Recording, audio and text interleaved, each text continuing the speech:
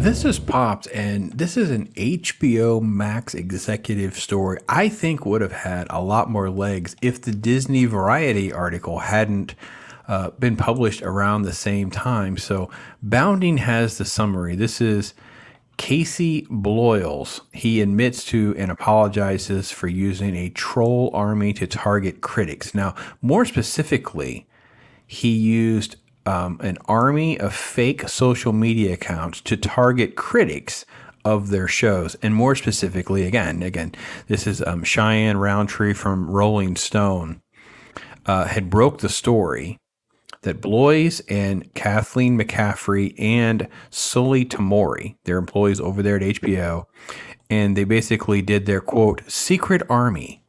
And they would attempt to weaponize identity politics to target many of the critics. So again, have you ever been called an ist, ob, phobe, Yahtzee, all the names that you've been called because you didn't like one of their shows over on HBO? I don't know, maybe Velma, or more specifically, let's get right into it. Here's an exchange that took place. If they called The Touched, why is the show called The Nevers? Seems like it should be called The Touched. Okay. Don't get your panties in a bunch. The show just started. How shocking that two middle-aged white men, you and Hale, are essing on the show about women. So again, you're a sexist pig. Now, this is a fake account. This Kelly Shepard account. This is a 2021 exchange that's been outed of being fake. So you're an ist because you're ragging on this show about women, right? And this is only coming out because there's a lawsuit from Tamari accusing HBO of harassing and retaliating against him after he disclosed mental health illnesses. So he alleges that he created fake online accounts to report to critics. So this is how weak this person is. They had an executive who is so weak, made fake accounts, targeted critics, but being stuck in this constant loop of all this negativity and hatred and back and forth and all this stuff they're doing. Now, he has mental illness and the company has fired him, whatever. It's a huge mess. I'll give you another example. This is critics of The Nevers, Mayor of Easttown, and Perry Mason. I didn't know Perry Mason was bad. I thought Perry Mason was good. Anyway, so they admit this. Variety had this article as well, did a follow-up as a quote. It says, for those of you who know me, you know I am programming executive, very, very passionate about shows that we decide to do, the people who do them, and the people we work for. In other words, I just love everybody that I work for. I think we're the bestest ever, and you shouldn't be mad at me because I call people names when they attack me. That's basically what that sentence translates to. I want the shows to be great. I want people to love them. I want you all to love them. It's very important to me for you to think of the shows.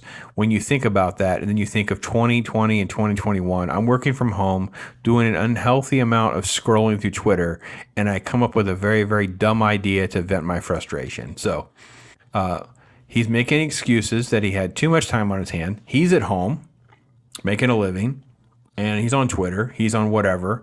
And, I'll just make up fake accounts and I'll start attacking people who are attacking my shows. Obviously, 6 tweets over a year and a half is not very effective, but I do apologize to the people who are mentioned in the leaked emails, texts. Obviously, nobody wants to be part of a story that they have nothing to do with. I don't quite totally get all the context of that, but let's just keep going. But also, as many of you know, I progressed over the past couple of years of using DMs. So this guy was texting, emailing, DMing people. I mean, this is nuts. So now when I take issue with something in a review or take issue with something I see, many of you are gracious enough to engage me with a back and forth. I think it's probably a much healthier way to go about this. We'll talk more about that. You guys can ask me anything you want. It's like a Q&A thing. So, act like an adult. Understand that you're in a field that evokes criticism. It evokes evaluation. People will size up your show against other shows, against a history of entertainment, and things like that. Sorry. And people care about this stuff, so that's why they're passionate. So anyway, that's the general gist of the article. But if you have, or you know of someone who, still wants to pretend that none of this ever happened, don't you still run across those? I I think in the last couple weeks, I had someone talking about how chauvinist I am. And I think I made a backhanded comment on some other video about Ghostbusters 2016, but I'm a chauvinist because I'm not loving that show. Oh, I know what it was. I think I was praising Chris Hemsworth in Ghostbusters 2016 and not the girls. I think Hemsworth actually had to act and perform in that movie. So I'm repeating that same take here. So we'll see what happens in the comments. But my thing is, these people are so thin skinned in this field. You have to ask yourself, then why are you in this field? And why are they kept around? If this kind of lawsuit and this stuff kind of came to light, this guy should be terminated from the company for just credibility reasons. But anyway, not my circus, not my monkeys. So tell me what you guys think. I don't consider this to be shocking news, more like confirmation. Thanks so much for watching, everybody. I am Pops.